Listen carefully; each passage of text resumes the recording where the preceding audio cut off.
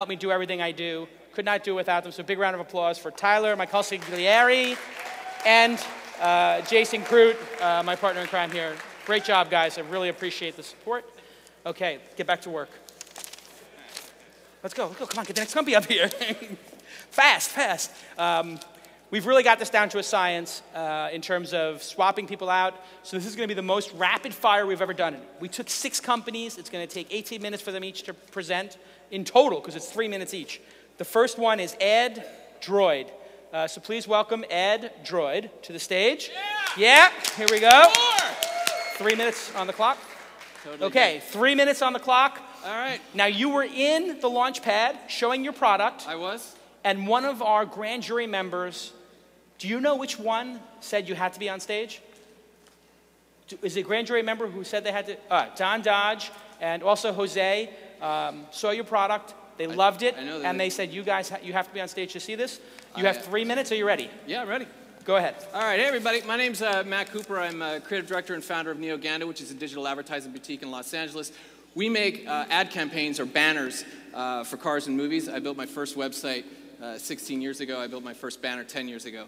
There's currently an untapped market for video banner ads right now for a couple of reasons, because they're difficult to make and they're expensive. So just briefly, there's 2 types of ads. There's a flash ad, your basic vanilla flash ad. It's been around for 10 years. And then the second type is a video ad. Okay? Anytime you see a banner with video, that means rich media. Video is only 25% of the banners that you see on the internet. And again, that's because they're expensive.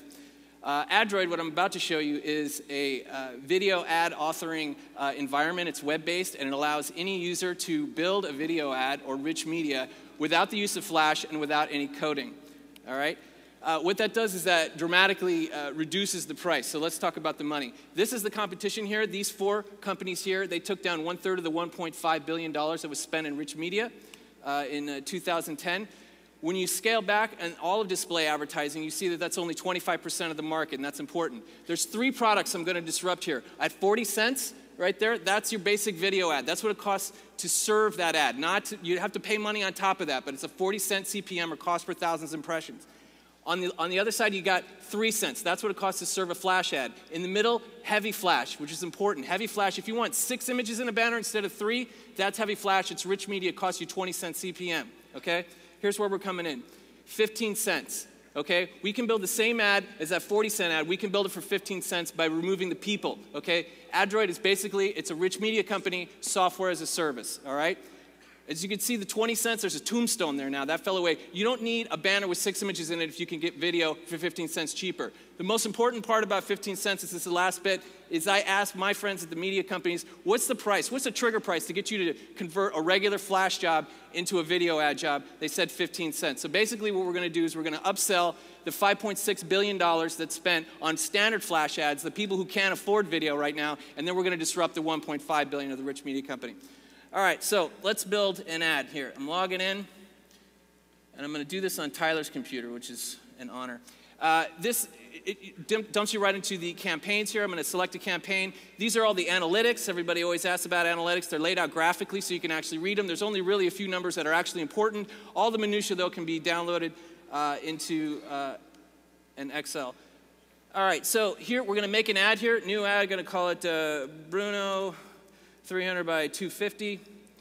I'm going to take a video and a JPEG. I'm going to drop that right on the browser. It's going to start uploading it. The platform is going to rip that into 2 different formats, so this ad will work HTML5. While that's happening, I'm going to make this click through to AdDroid. And that's it. For about 85% of the ads, there's no other functionality. Right now, if I hit a button, the thing would be done. Okay? We're going to just play around because I have 25 more seconds. So I'm going to throw a replay button in there. I can code, I can color this, I can switch out the graphics. I'll throw some sound in there. I'll reposition that. And that's it. Basically, that's how easy it is to make an ad. It's about as easy as uploading a YouTube video. That's an HTML5 ad. If you don't have a modern browser like IE6, it fails over to Flash. It looks identical. After that, it fails over to a JPEG in-frame. And that's it. That's AdDroid. Awesome. Well done. Well done. Well done. Grand jury, you guys selected him. What did you think? What did you like about it? Thoughts? So good job given quick notice. I would have flipped the presentation, start with the demo, and then if you can't get to the rest of it, it's less important. Like, that's really what you want to get through. Okay. The only other comment I have is the name, right? You're one letter away from Android. I love the name. Right? I think it's great. You work for Google. Yeah. That's right. But how do you think the name's going to impact you guys in the future? How does it really play into what you're doing? And the name, to be clear, is Adroid. Yeah, Adroid instead of Android, because it's basically it's an Android or a robot. It's computer-made ads, so it's an ad. I went ad bot, add this, what's available.com. That isn't going to be $60,000. Adroid. But I would run with that, actually. What I would work on as a next step is to create video ads for mobile on Android, and then it makes a lot of sense, right? In terms of the name and the positioning. Absolutely, and that's certainly on the roadmap. Make it cross-platform. This is my MVP right here. We're in closed beta right now, getting IAB approval for the next 2 to 6 weeks, and after that, we're going to pull the ripcord on it. But certainly, I'll be doing expandables, pushdowns, and then mobile. Perfect. How can you video ads, they kind of drive me crazy. I can't stand them. You just created something really amazing in a short amount of time that I hate. How about something that's like interactive, that is, just a little bit more than, just video that's flashing and distracting me? Well, here's the deal, is that interactive stuff and all this stuff that you can pack into, I actually build ad campaigns, and none of that stuff performs well. Video, if you look at DoubleClick's white papers for entertainment, video ads, that vertical in entertainment is always above every other vertical. So you may hate video ads, and I won't be getting a check from you, and that's cool, but the rest of the world is clicking away on these things. So. Also, I'd like to nominate you for Best Hair. Oh, yes. Thank you. Awesome. I think that's a lock. Awesome. One final question, Harvey. I liked everything. I liked the presentation. Thanks. I think the name is good. I think the order is excellent, and my checkbook. Yeah. Are you raising money, or what's Yes, I am raising. I have $50,000 of my own invested in 6 months. I'm looking for $500,000 to bring it to market. Awesome. One final question. How do you do it for so much less than the other companies? Less overhead, or are they just greedy bastards? Well, because it's predicated on Flash, and because it's handmade, Flash is hard to make. You go on a call with DoubleClick, you'll find 2 people are just sitting in on the phone call, doing nothing. That all ends up in the price. Got it. Okay. Let's hear it for Ed Droid. Well done. All right, we're going to get this done. We're going to do this in record time. Next up, I believe, is, tell me the name of your company. Here. What's the name of your product? Product's called FaceCash. Oh, FaceCash. Let's hear it for FaceCash. Boom. Thanks. I'm Aaron. I have 3 minutes, so I'm just going to start showing you things. FaceCash is a mobile payment system. It lets you pay for things with a phone, and the way that we do that is using a barcode. So this is our homepage. You can go to facecash.com and check it out.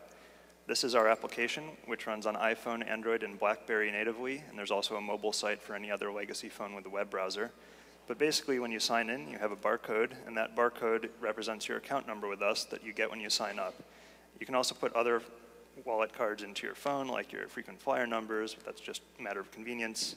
You can check your balance in real time. This is a test account, so I have like $10 million, which is great, but it's all fake. And you can put in student IDs and United numbers and all kinds of things. One of the nice things is that because we control the payment process from end to end, we can do coupons that are geolocated.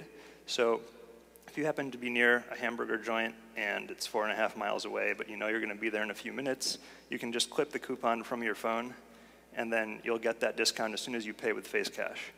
Now, to pay with FaceCash, it's actually pretty simple. The merchant has a point of sale system, either that we give them for free or that they integrate with one that they have already. So you can have the merchant add up what you've ordered. There's all kinds of different options, so if they have a complex menu, it supports that. Then they'll click on Pay. They'll use one of these barcode scanners that we give them or that they buy from us, and then they'll take your phone with the barcode and they will scan it.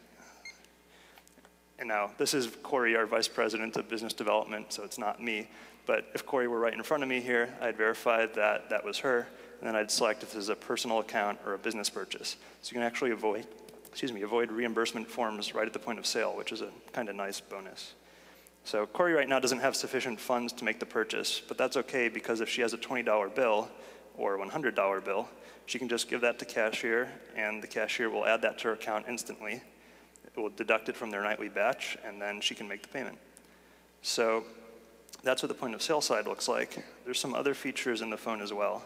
You can transfer money from person to person. So if I want to send money to Eric Jones, as long as it's under $5,000 a day, I can send him $20, and then he'll get it right away.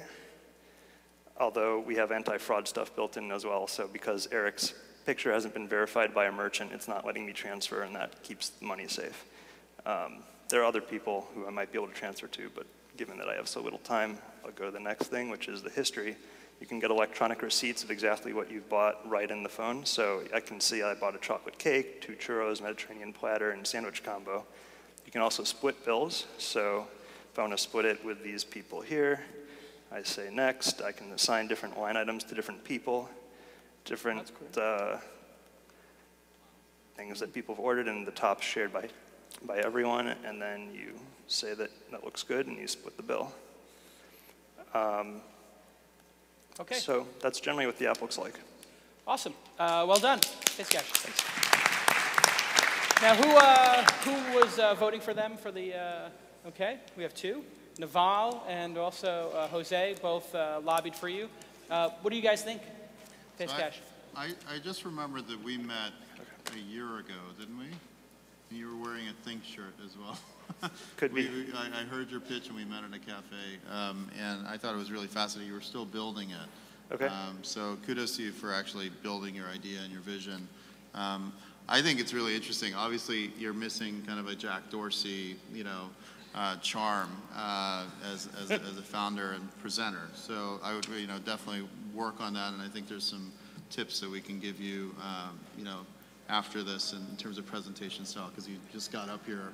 And but it's a big idea, and I think it has a lot of potential. The UI and the user experience is really critical here. So I saw some areas that could be improved. But kudos to you. I remember it was just an idea, and you've actually executed on it, and that's what being an entrepreneur is all about. Thanks. Awesome. I think one of the things is you seem to be doing a lot in there. Like you went through like a payment system, and then you went through a split the check with your friends system and transfer money between friends. From a user adoption standpoint, you might want to scale back in the beginning to have a really clear value proposition and minimum viable product, so that when people load the app, they know exactly what to do with it instead of being this, Swiss Army knife of payments, which is kind of what I was saying. Did you say that you were doing integration with other point-of-sale systems, or just this is your own, that's what you want people to be using? We integrate and we have our own. What's the integration? We have an API that any point-of-sale vendor can just look up and adopt based on our specs. Is anyone using it right now? Yeah, we've just sent the alpha code to Dinerware, which is a restaurant point-of-sale system, and we're also in talks with about 3 or 4 other major POS systems right now. Because that seems to me like the toughest nut to crack, and that's the thing difficult. that everybody else wants to be in. They want to be point of sale, they want to be open table or what have you, but they can't be because nobody else is that. Mm-hmm. Where's the money in these accounts? Is this ACH money? Is this a credit? Yeah, so we have a pooled bank account, and the money can go into your FaceCash account using either ACH, or you can just give the cashier cash, like I showed with Corey's account. So basically, we have this pooled account. It's like a PayPal kind of model. Awesome. Okay, let's hear it for FaceCash. Thank you.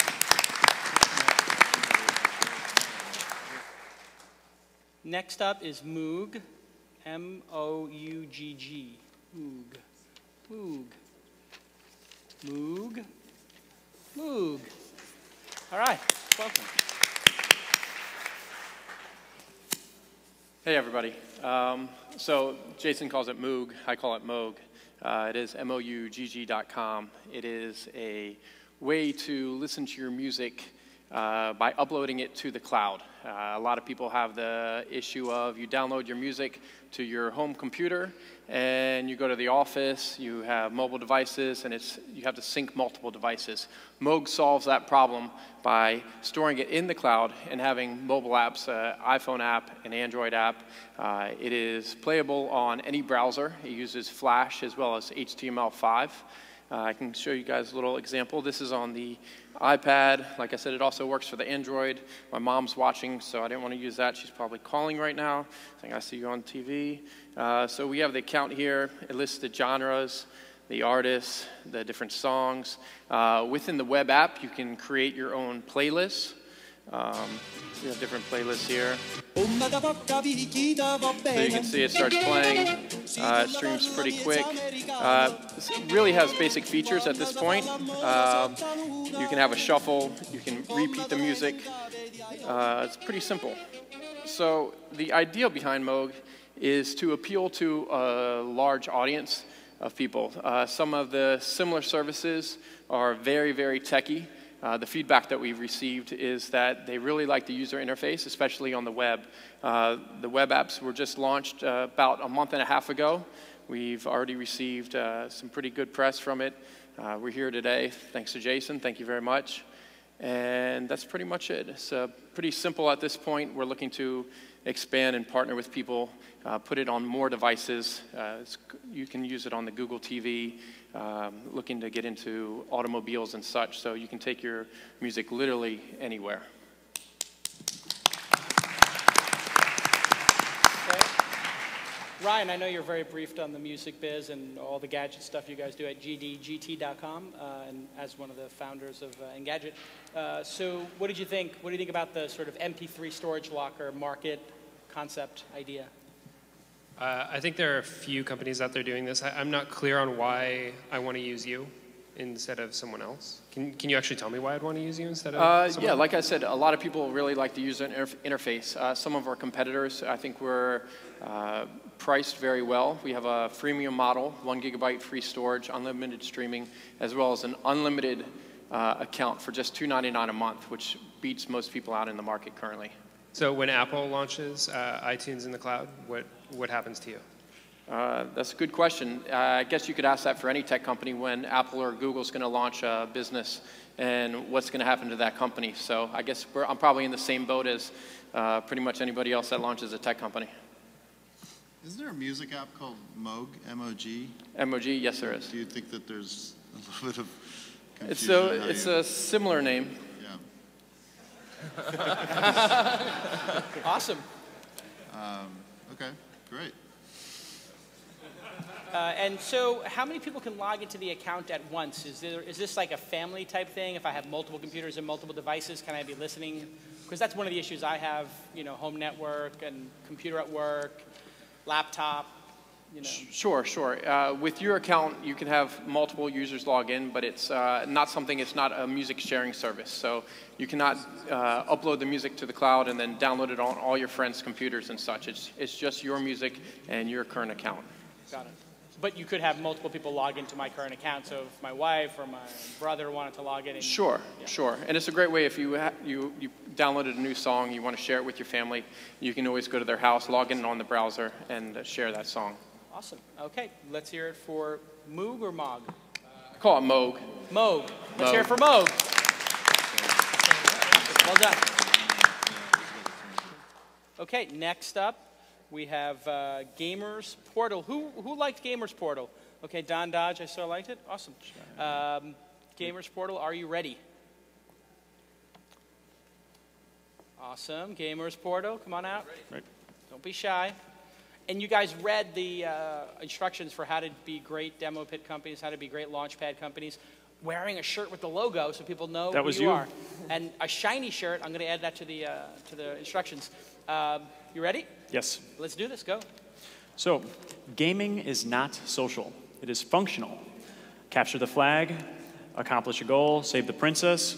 That is what gaming is today. There are some exceptions, but ultimately the gaming world is fragmented. My Xbox gamers don't talk to my PlayStation gamers. My World of Warcraft friends don't talk to my Call of Duty friends. We decided to change that by creating the first social platform that is designed to connect gamers, the Gamers Portal. What you see is the public profile of a user. It is the backbone of the site. Excuse me. Profiles are very dynamic, and they're also very social and contextually rich. So you'll have social elements such as the activities, the clans, the photo galleries, but you'll also see in the upper right-hand corner, you'll see aliases. I game on different platforms, I game on different games. I have different names. I also have things that I like to show other people, such as the games that I play. Now, what's important is not the games that I play, but the games that you play with me, the games that we play together. That's what's important, relevance. Now, how can we help gamers interact? Well, we can do that by teams, for example. We call them clans. So as a gamer, I want to play in a group of friends. I want to play with other gamers that have similar interests. What's important here is that clans have, again, contextual relevance. Are you recruiting? Do you play games casually? Are you competitive? What is the dynamics of the time zones that you work in or live in so that we can play together? All of this is important. Now, gamers have a 3-second attention span and an 18-hour commitment on anything that they happen to take care of, right? So we decided to infuse the site with real-time interaction. There's pop-up notifications. There's a real-time chat system that persists as you go through the site, so that they can communicate with, interact with strangers, with their teammates, have one-on-one conversations, all within the context of the website. So we're taking PC concepts that have been normally exclusive to PC gamers and bringing them to the web so that console people can enjoy them as well. Finally, one of the things that we wanted to do was simplify and shrink the gaming community. The best way to do that is the real world. Believe it or not, the real world is much smaller than the online world, and so we decided to take online, offline. I might game with you in New York, you might game with me in Ohio, but we might go to UCLA. So I want to see who's in my area. I want to see what's relevant to me. And we extended functionality in our mapping platform to be able to get much more rich experiences so that we can see what's also happening in my area, not just who's in my area, what events, what places, and things of that sort. So I'd like to introduce to you, I'd like to finally wrap up by saying thank you for letting us demo our vision of what will be the future of the gaming community, the Gamers Portal.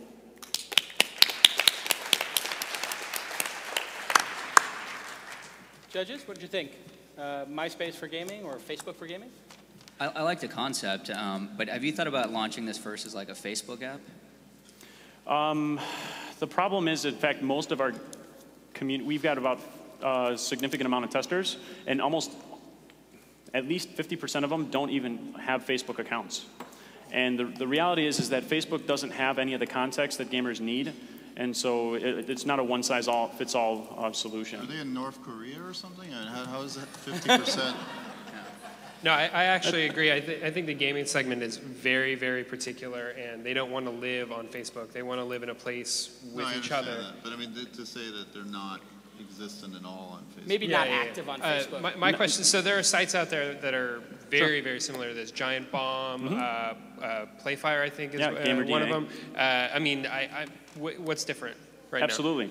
So what we've seen is we've had an opportunity to watch these sites grow and unfortunately collapse, mostly because of two things. One, they focused on not getting the real-time experience until much later. Playfire is not real-time. The people that came before them is not real-time, and gamers need that real-time interaction because we had some opportunities to watch people interact on the sites, and unfortunately they have high numbers but very low retention. So you have actually about 10% returning visitors month after month because they just show up to sign up their account, let games track them, and really not interact with gamers as much. What we wanted to do was actually make this a much more engaging experience, taking the real-time aspect, which is, again, something that we can expand to mobile or what have you, and focus on helping basically integrate with the game. So we're going to actually expand to helping match play, and also we've been in talks with some major companies to potentially integrate with games so that we can give them much richer experiences with finding their friends in real life and things of that sort. How many testers do you have? 500 plus. 500 plus. Yes. So I know just a little bit. Absolutely, about gaming. I know who you are. So I think you're on to something. I think when I started SGN, I thought that the holy grail in social gaming is building a gaming graph as opposed to just a pure social graph. So yes. People who might be strangers, but you actually enjoy playing and interacting and being engaged with them on games. So I think you're definitely onto something. There's a lot of stuff percolating on the mobile side. So I would urge you, it's similar to this, kind of plus and OpenFaint and a lot of those things and happening. Apple. Yeah, and Apple, but they haven't done a great job there. So it's basically, I would look again at a cross-platform play where you have web, Android, and iOS. Gaming combined. graphs being connected would be pretty fascinating. Okay, thank you, Shervin. Let's hear it for Gamers Portal. Wait. One more. I think that I think the reason 250 of your testers aren't there is because for them gaming is the other social, and you have to be present when they're playing the game, or it's not going to work. Yeah, I think that's an excellent point. And one of the other things that we've run into is that when it comes to Facebook, it's unfortunately a world where gamers they start out anonymous, and Facebook is very real. And so it takes a while before you start using something that's Facebook that ties to the real world. You need that buffer, and that's what we offer as a way to safely engage as a gamer, and then it maybe evolve into a Facebook-type connection. And I think that's where Facebook doesn't quite fit the mold as an initial stepping stone. Awesome. Okay, Thank you. done. Next up is Green Goose. Green Goose. I have no idea what this is, but a number of grand jury members kept talking about Green Goose. I saw somebody wrote a blog post about it. Jay, you wrote a blog post about it, I think? Oh, somebody did. Okay. You ready, Green Goose? Okay, you got the Elmo on lockdown? Okay, go ahead. So imagine for a moment that taking your medicine, right? Getting exercise, maybe even flossing or brushing your teeth. Microphone. Does he? Oh, he doesn't have a microphone. He does? Okay. And start over. All right, there we go. So imagine for a moment that taking your medicine, your vitamins, or getting exercise, maybe even flossing your teeth or brushing your teeth, could be as much fun as fighting pirates with your friends, or riding a bicycle, or playing with toys, or really lots of different things for kids, for families, for big kids like you and I. What we do is provide a lifestyle game platform with wireless sensors that actually measure things we do in the real world. My name is Brian Krasarek, and the name of my company is Green Goose. And what we've done is developed some sensor technology around using accelerometers in a non-standard, patent-pretending way that are able to measure how actual behaviors in the way that we interact with objects in 3D space. We've packaged these sensors in little stickers. They're like puffy stickers that maybe your niece or your daughter might have played with. I think these might be up online here somewhere. Yeah, go ahead and put the Elmo. And so these little stickers go on things like water bottles and vitamin bottles. And we're actually able then to jump into a demo here and show that if I take a swig of water, great, we just earned 2 lifestyle points by drinking water. Oh. Is that online? Okay, laptop is back on. Let me go ahead and take another drink of water. So I've got one of these stickers on a water bottle, and it's able to measure specific behaviors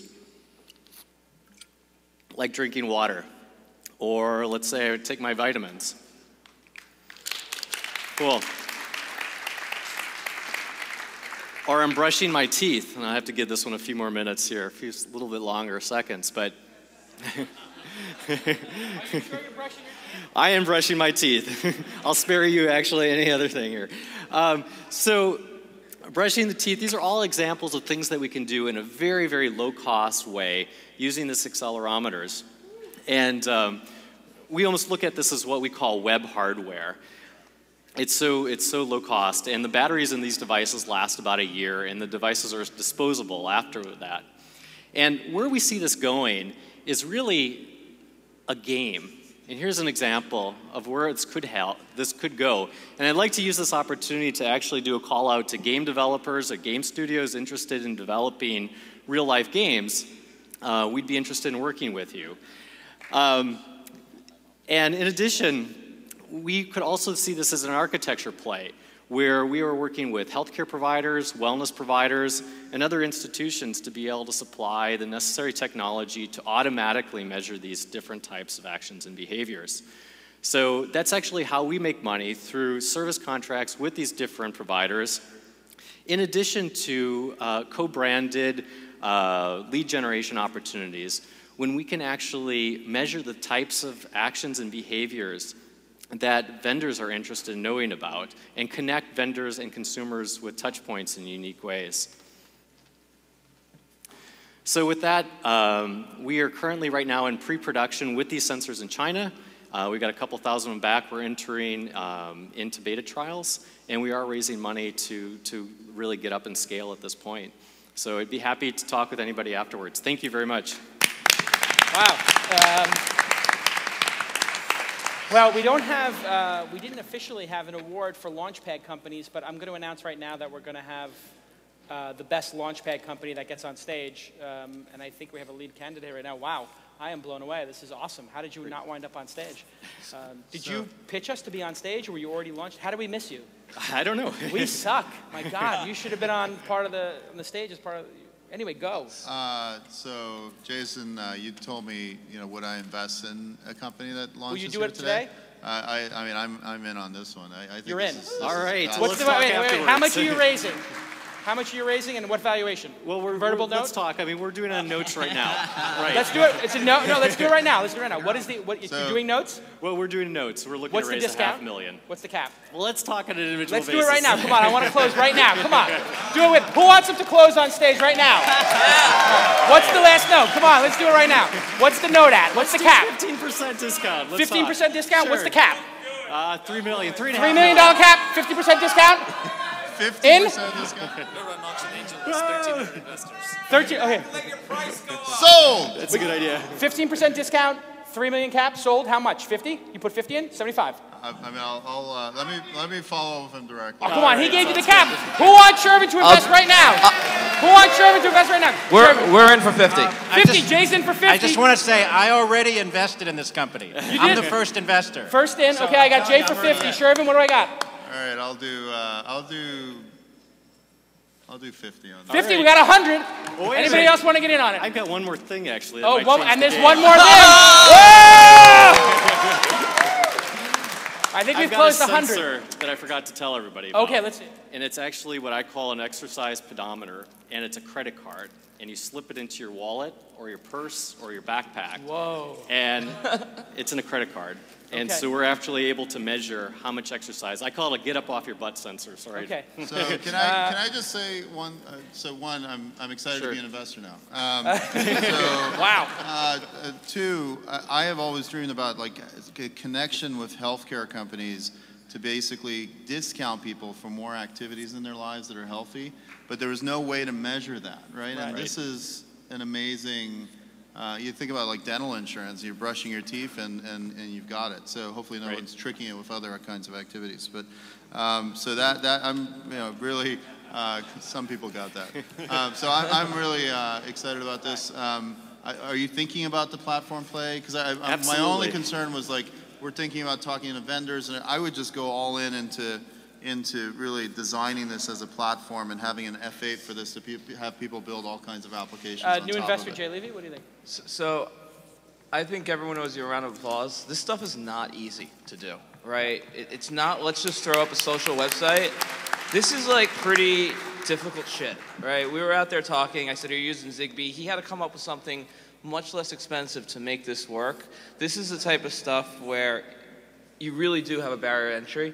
And you should be commended for that and taking the risk and really trying to build something different. And where it winds up, we'll all see. But you definitely pat on the back for that. Awesome. Great. Wow. This has been an incredible moment. I am blown away.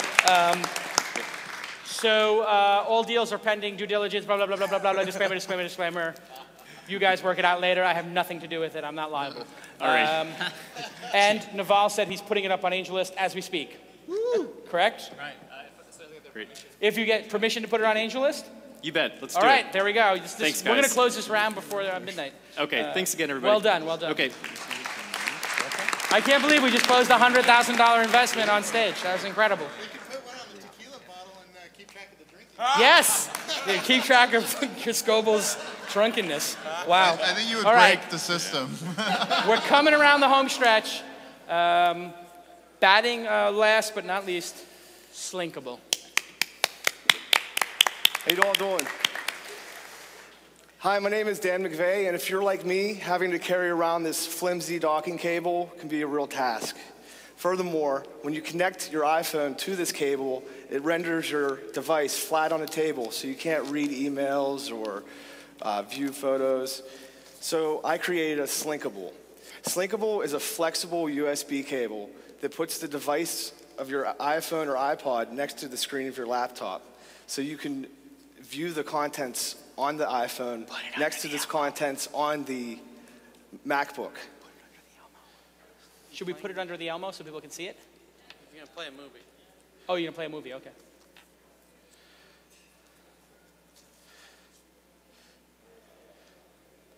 Slinkables combines the strength of a docking station and the flexibility of a cable into a unique device.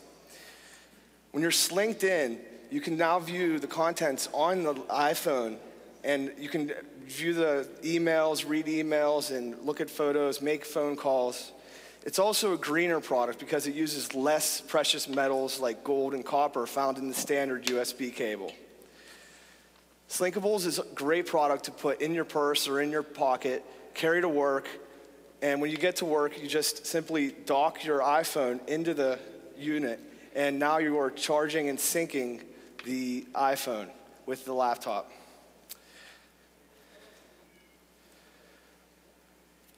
I'm launching a Kickstarter campaign in order to get funding for this invention, and I hope that people will go on there and make a pledge towards my contribution.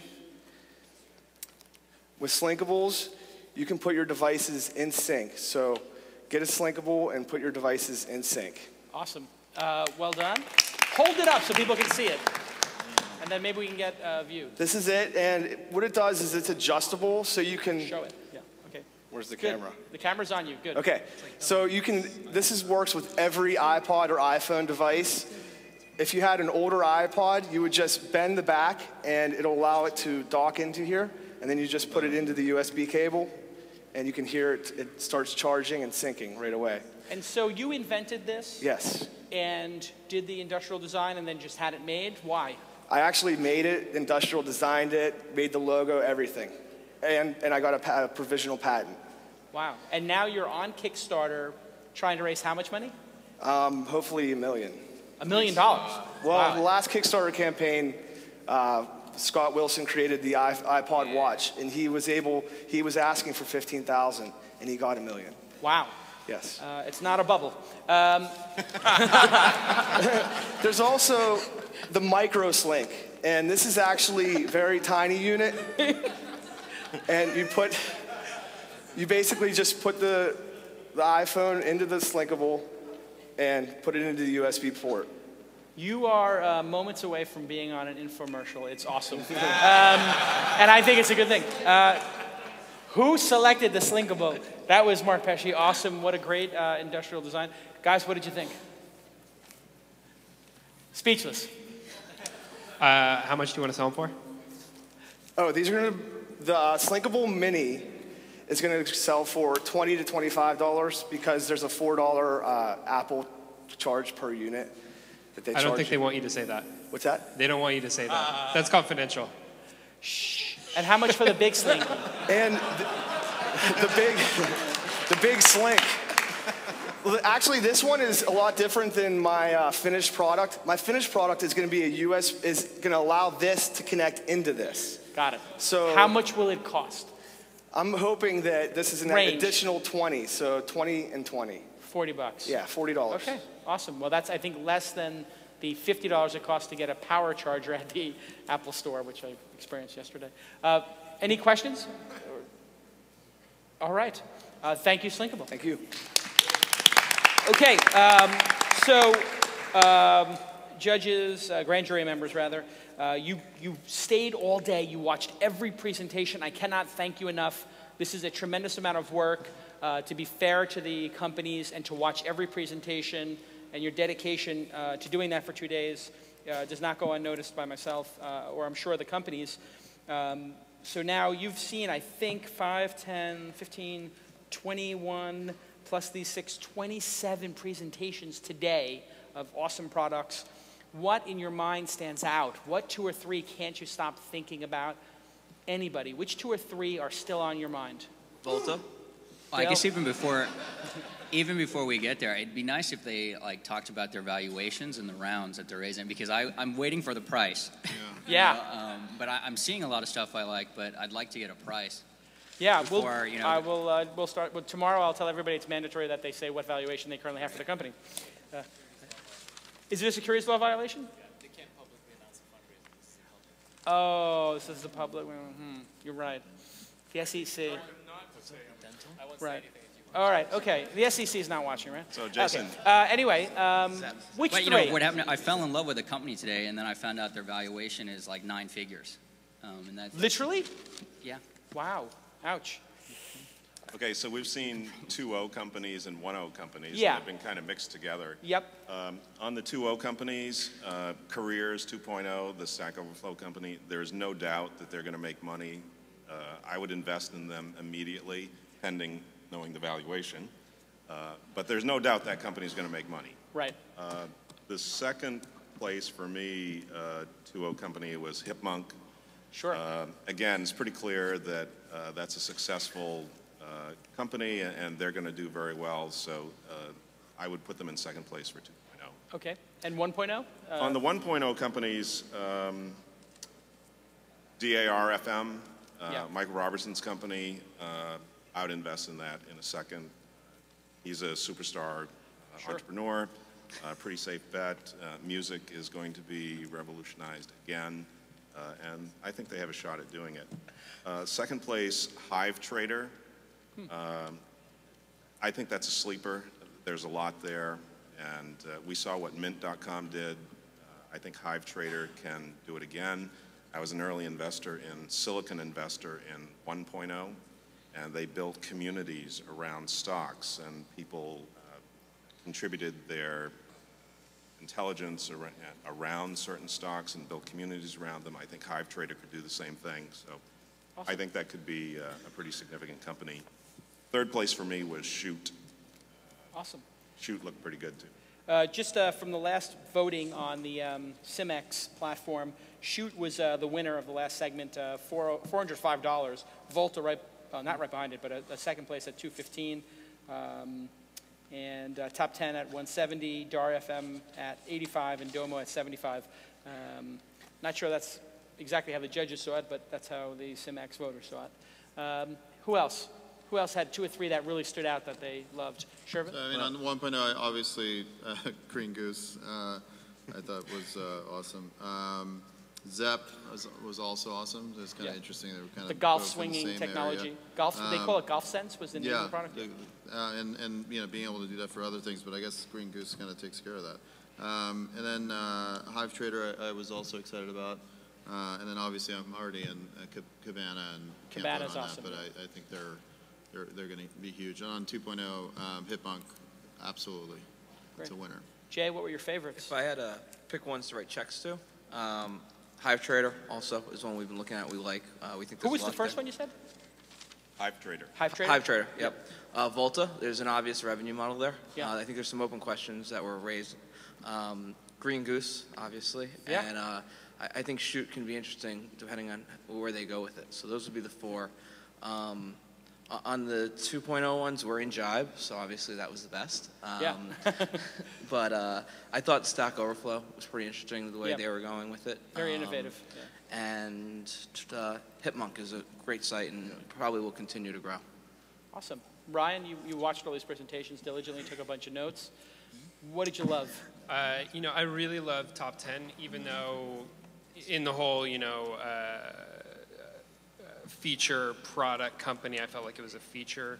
I'd actually like to see a network of sites like Top 10. I feel like that's like the next Icon Has Cheeseburger. It could be, because Top 10 itself just doesn't quite seem enough, but I think they've got something there. Shoot, I found really interesting. On the 2.0 side, Disconnect.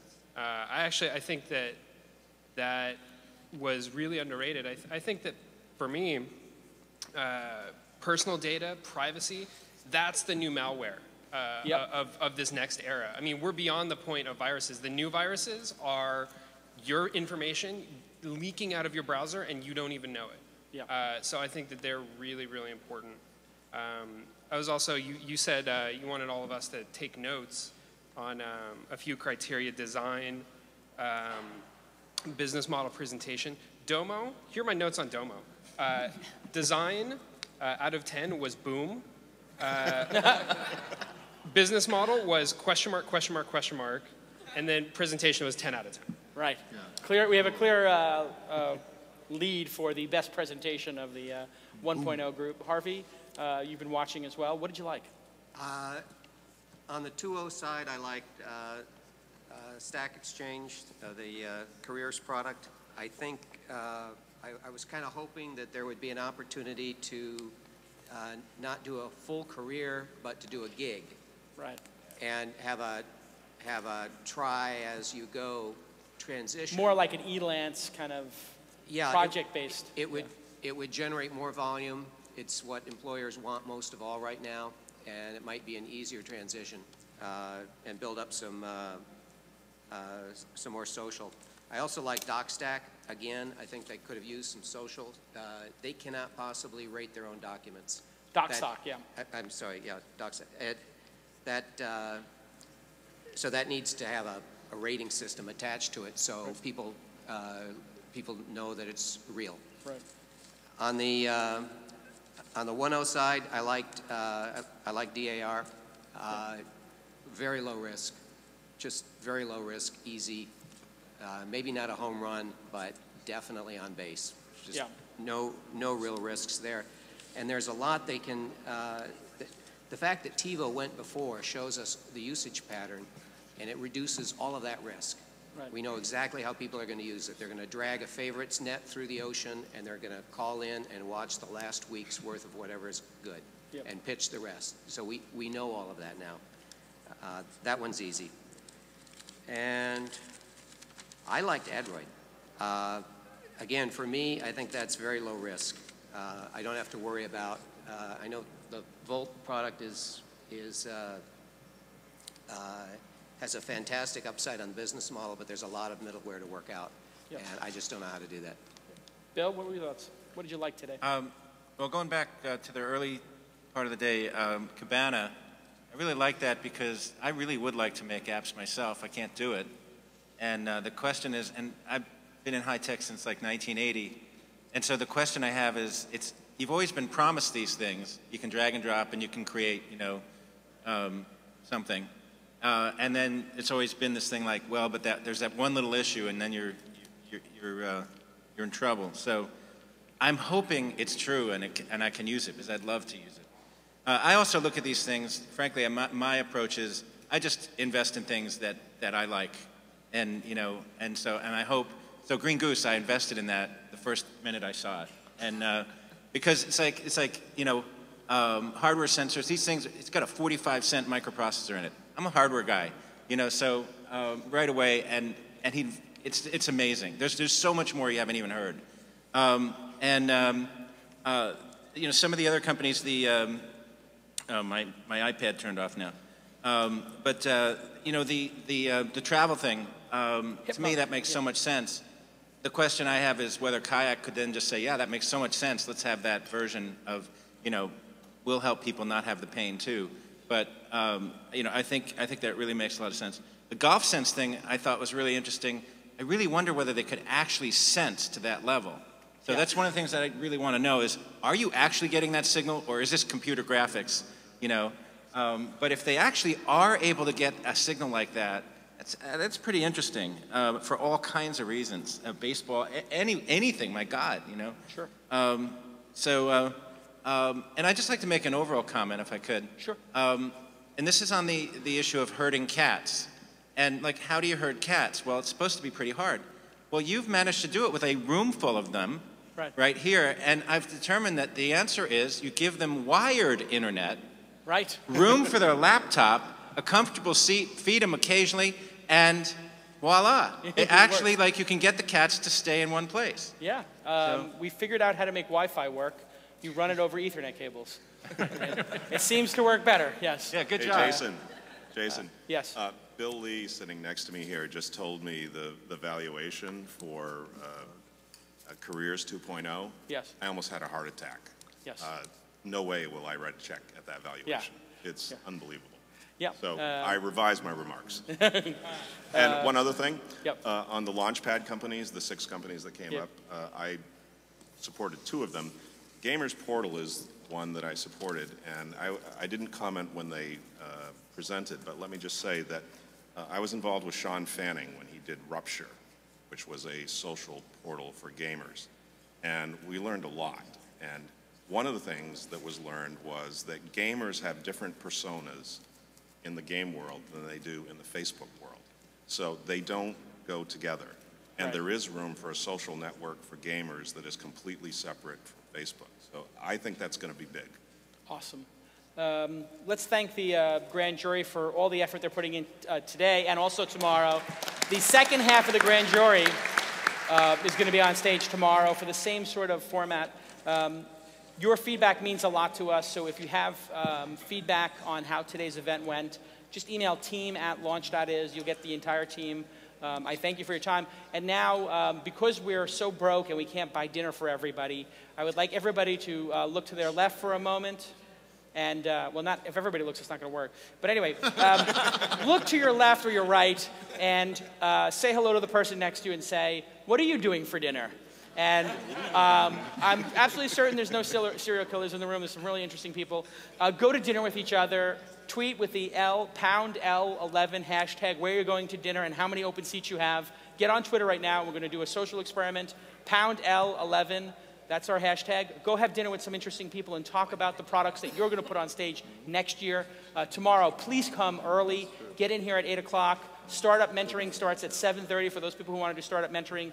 And we have very good companies early on. The second day, we have always a little bit of attrition. Please come early so we can get those companies the attention they deserve. And thank you for your attention today. We'll see you tomorrow.